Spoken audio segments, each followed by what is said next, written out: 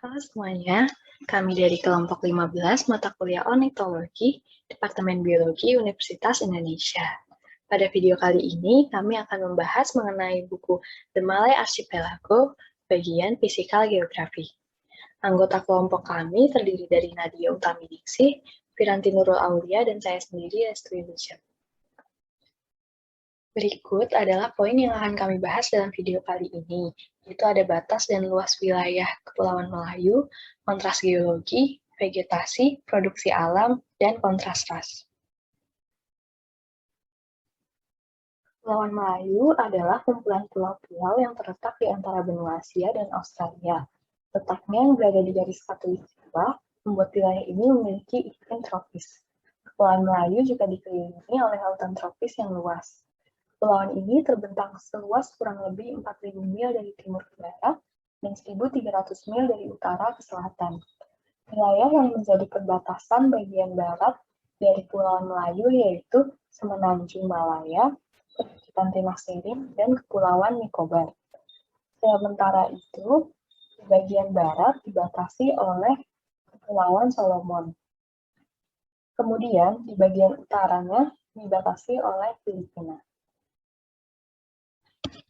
Di dalam Kepulauan Melayu, terdapat geological contrast atau kontras geologi yang dapat terlihat dalam dua wilayah berbeda, yaitu kelompok wilayah vulkanik dan non-vulkanik.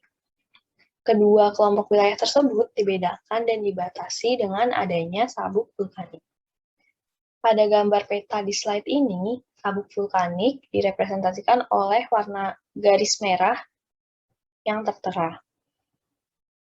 Sabuk vulkanik ini menandakan sejumlah gunung berapi aktif dan ratusan gunung berapi yang sudah punah. Gunung berapi terdapat di sepanjang garis Sumatera, Jawa, pulau-pulau Indonesia Tengah hingga ke barat, seperti Pulau Halmahera dan Morotai. Kemudian dimulai lagi ke arah utara melalui Sulawesi Utara, melewati Siau dan Sangier, ke Kepulauan Filipina.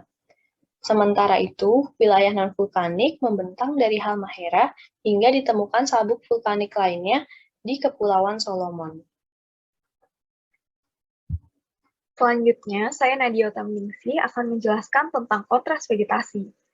Karena letaknya di Khatulistiwa, banyak pulau di Indonesia selalu diselimuti vegetasi hutan yang lebat, bahkan hingga puncak gunung tertingginya sekalipun. Pulau-pulau seperti Sumatera, Papua, Kalimantan, Maluku, Sulawesi, dan Jawa yang belum digarap pada awalnya memang merupakan wilayah hutan. Pengecualian di daerah Timor Leste, dulu Timor, tidak didominasi hutan seperti pulau-pulau lainnya. Tapi karakteristik tersebut mulai berkurang di beberapa daerah lain, seperti Flores, Sumbawa, Lombok, dan Bali. Nah, tumbuhan yang paling umum di Timor sendiri adalah eukaliptus dan cendana yang juga khas di Australia, karena memang Timor berdekatan dengan Australia. Nah, berikut di sebelah kiri bawah merupakan peta tutupan hutan di Indonesia dari periode tahun 2000 sampai dengan 2005. Jadi memang banyak tutupan hutannya, walaupun memang di beberapa daerah sudah mengalami deforestasi. Selanjutnya adalah kontras produksi alam. Nah, mayoritas naturalis sendiri setuju bahwa kontras produksi alam atau perbedaan produksi alam disebabkan oleh waktu terpisahnya pulau dari daratan terdekatnya. Umumnya, pada mayoritas kasus, walaupun tidak selalu, waktu perpisahan dapat dilihat dari kedalaman laut yang memisahkan dua daratan tersebut. Karena tebalnya endapan di dasar laut yang kemudian mempengaruhi kedalaman laut, itu menunjukkan durasi terjadinya pemisahan daratan tadi. Nah, contohnya di sini adalah Ceylon dan India. Ceylon sendiri sekarang biasa disebut sebagai Sri Lanka. Di Ceylon atau Sri Lanka, banyak jenis hewan dan tumbuhan yang justru sangat berbeda dengan yang ditemukan di India. Padahal jarak Ceylon dan India bahkan jauh lebih dekat dibandingkan dengan Inggris ke Eropa.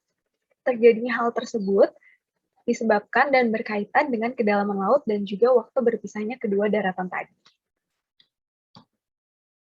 Nah, kalau di Indonesia, jika ditinjau dari zoologinya, pulau-pulau besar di Indonesia terbukti bahwa pernah menjadi bagian dari satu benua besar. Hal itu dapat dibuktikan misalnya dari gajah dan tapir yang terdapat di Sumatera dan Kalimantan, lalu badak yang terdapat di Sumatera dan Jawa, walaupun berbeda spesies, dan sebagainya. Hal ini menunjukkan bahwa sudah ada hubungan darat dari pulau-pulau tersebut bahkan sejak awal proses pembentukan spesies. Namun, memang seiring dengan terpisahnya daratan, terjadi juga perubahan yang signifikan yang kemudian memungkinkan terjadinya perubahan atau penambahan spesies. Selanjutnya, pada bab ini dijelaskan juga bahwa burung menjadi salah satu hewan yang dapat digunakan untuk meninjau distribusi. Meskipun sepertinya burung dapat melewati batas air, seperti laut maupun selat yang tidak bisa dilewati oleh hewan darat, sebenarnya selain famili burung air, selebihnya tidak seperti itu.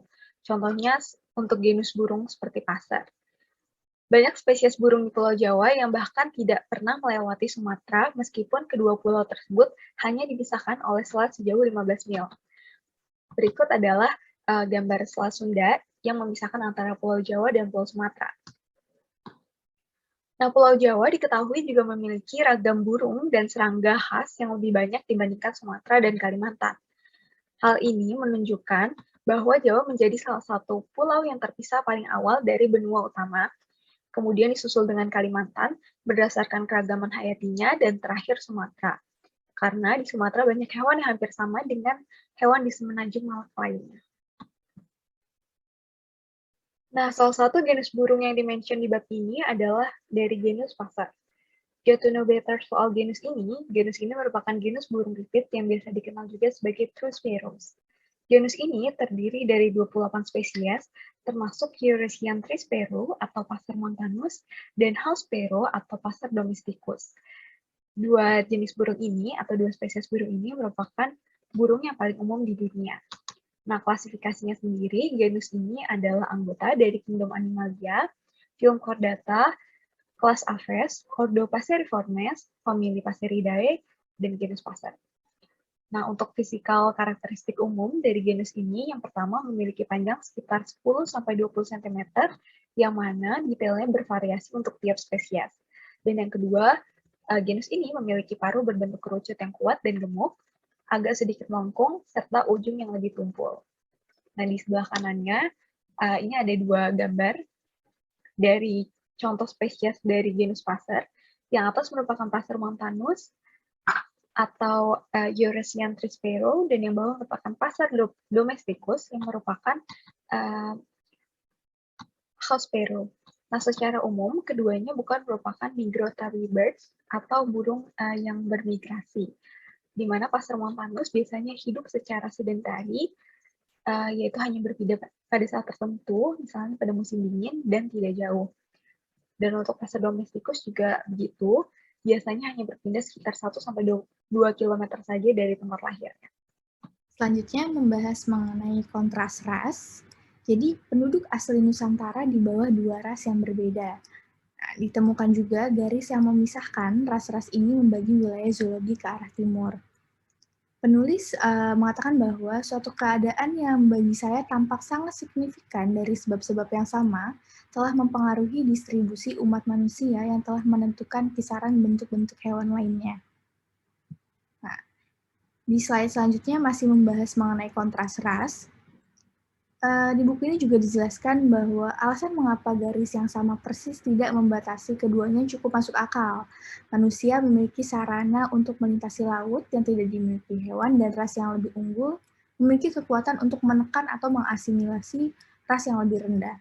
Nah, oleh karena itu, saya percaya atau penulis percaya bahwa semua orang di berbagai pulau dapat dikelompokkan baik dengan orang Melayu atau orang Papua, dan bahwa keduanya tidak memiliki kesamaan yang dapat dilacak satu sama lainnya. Oke, terima kasih. Sekian presentasi dari saya dan yang teman-teman saya presentasikan. Wassalamualaikum warahmatullahi wabarakatuh.